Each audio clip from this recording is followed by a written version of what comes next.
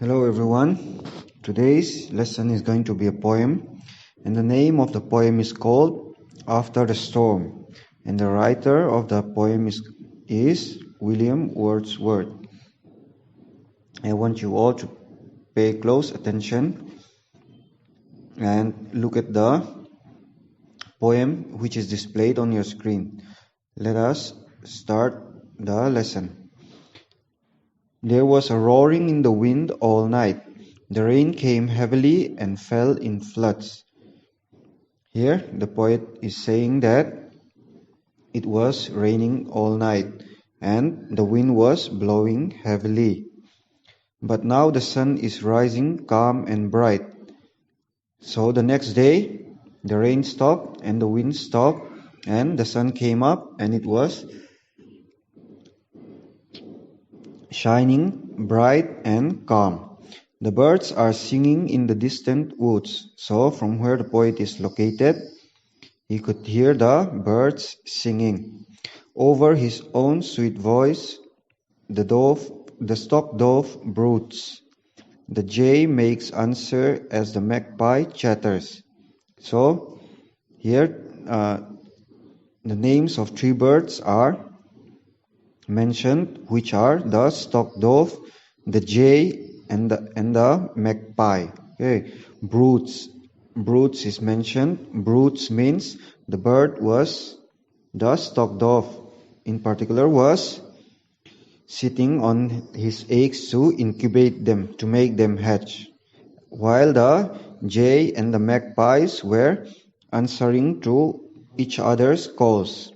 And all the air is filled with pleasant noise of waters, and the environment was filled with the sound of different waters, like the water dripping from the tree and the rivers and the lakes, all kinds of watery noises.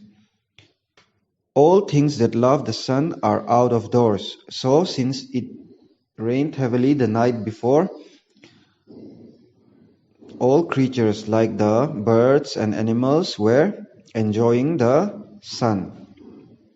The sky rejoices in the morning's bird. The grass is bright with raindrops. So everything was looking very beautiful when the sun shone after the stormy weather the previous night.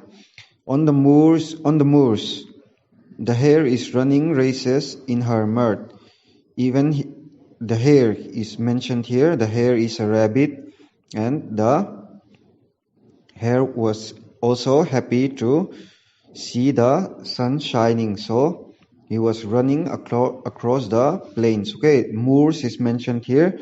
Moors is wide open spaces. Okay, uncultivated spaces which are located in the forest or in the wild. And with her feet she from the fleshy earth raises a mist that glitters in the sun. So when the hare runs across the plains, she throws water from her feet, which glitters in the sun's rays. Okay, fleshy earth is also mentioned here. Fleshy means pools or puddles of water. Since it rained the previous night, there were still pools of water remaining or collecting in the plains. And when the rabbit runs across those watery bodies, the poet could see the water which is thrown from his feet runs with her all the way, wherever she does runs. So wherever the rabbit runs, the poet could see that the rabbit was throwing splashes of water. Okay, so that is the lesson, and I will give you your assignment, and from that you will look at the poem and read it out by yourself carefully and you will try to answer the lessons on your own. So that's all for this lesson.